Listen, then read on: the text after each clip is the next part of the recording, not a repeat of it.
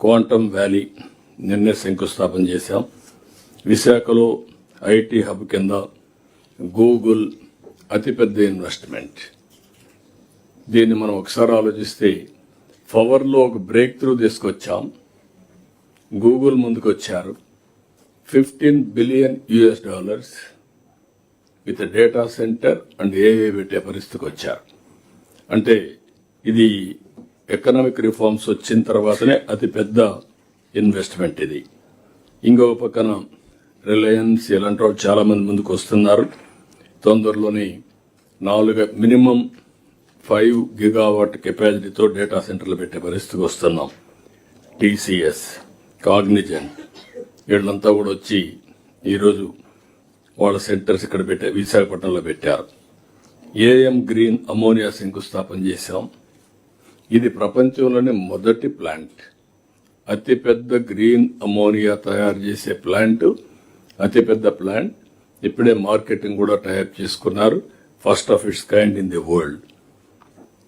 ఇప్పుడే విద్యుత్ శక్తి డిపార్ట్మెంట్, నేను ముందే చెప్పాను, ట్రాన్సిషన్. ఒకప్పుడు ట్రూ అప్ ఛార్జెస్ నుంచి ఇప్పుడు ట్రూ డౌన్ ఛార్జెస్కి వచ్చాం.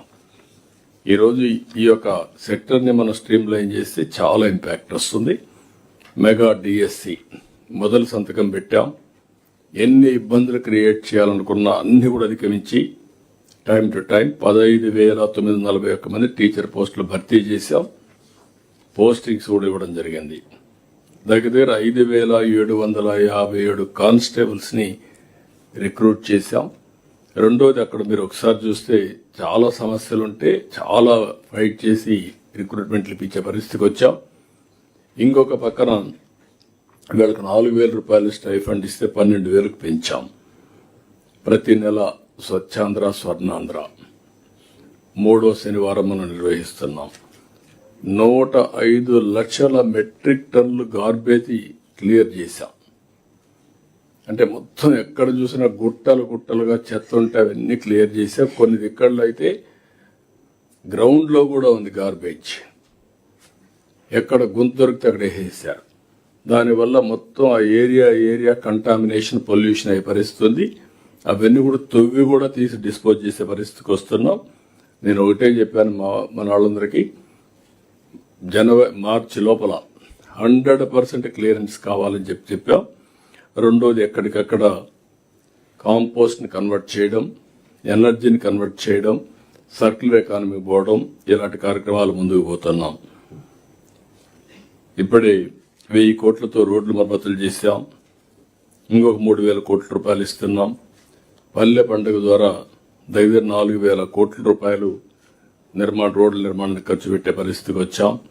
ఇలాంటి అనేక విధాలుగా రోడ్ ఇన్ఫ్రాస్ట్రక్చర్ గాని, నరేగాను సద్వినియోగం చేసి అసెట్స్ క్రియేట్ చేసే కార్యక్రమానికి ముందుకు పోతున్నాం.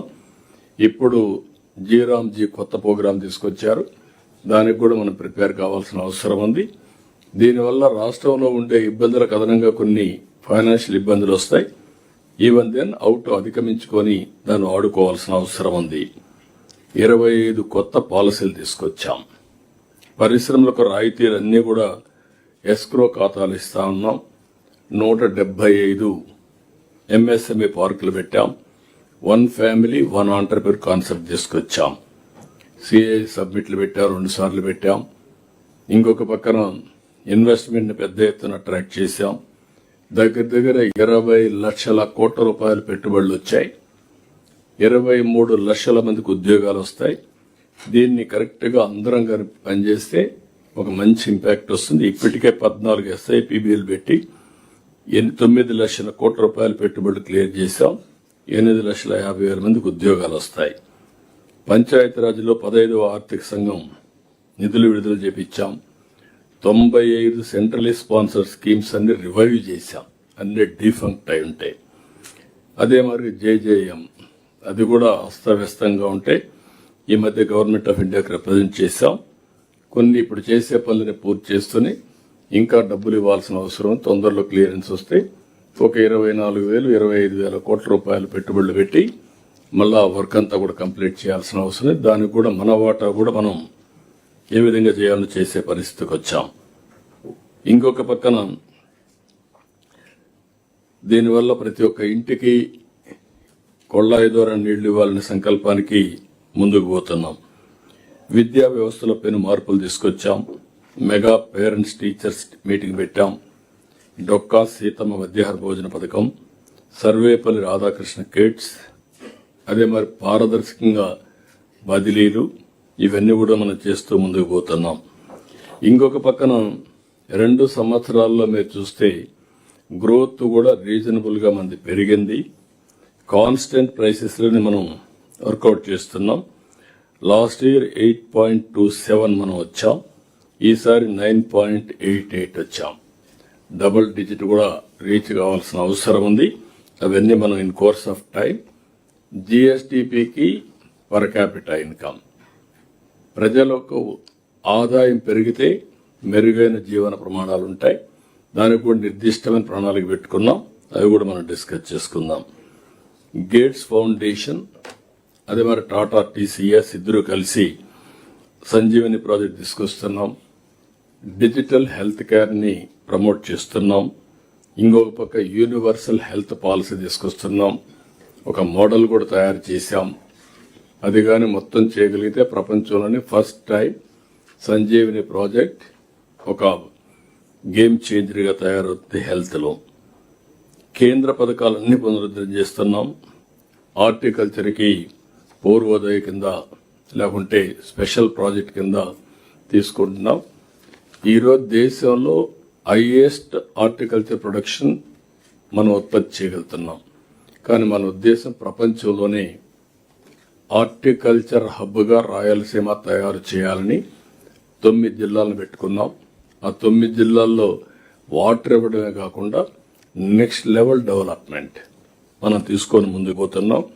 ఇది కానీ సవ్యంగా చేస్తే దగ్గర మనం ఖర్చు పెట్టేది కానీ ప్రైవేట్ ఇన్వెస్ట్మెంట్ కానీ ఒక్క హార్టికల్చర్ లో 1,00,000 కోట్ల రూపాయలు పెట్టుబడులు పెట్టాలనేది ఒక ఆలోచన. పోలవరం ఘాట్ని పెట్టాం. I'm very happy. ఎందుకంటే నేను ఆ రోజు కూడా సోమవారాన్ని పోలవరంగా చేసి దానికోసం ప్రయత్నం చేశాం. నా 5 ఏళ్లలో మీరు చూస్తే డయాఫామ్ వాల్ పూర్తిగా పోయింది. ఒక్కొక్కసారి ఎన్ని ఇబ్బందులు వస్తాయనేది ఇది ఒక క్లాసికల్ ఎగ్జాంపుల్. 440 కోట్ల రూపాయలతో డయాఫామ్ వాల్ పూర్తి చేస్తే దాన్ని కాపాడలేక మొత్తం డ్యామేజ్ అయితే మళ్లీ కొత్త డయాఫామ్ వాల్ 1000 కోట్ల రూపాయలు పెట్టి మళ్ళా చేస్తున్నాం. ఈ నెల నెక్స్ట్ మంత్ అది పూర్తి అవుతుంది. 2027 పుష్కరాల కంటే ముందు పోలవరాన్ని పూర్తి చేసి జాతికి అంకితం చేసే బాధ్యత మనం తీసుకుంటున్నాం. దీనికి సహకరించిన ప్రతి ఒక్కరిని మనస్ఫూర్తిగా అభినందిస్తున్నా, ధన్యవాదాలు తెలియజేస్తున్నా.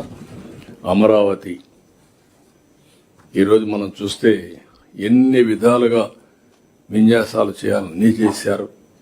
శ్మశానం అన్నారు, ఎడారన్నారు.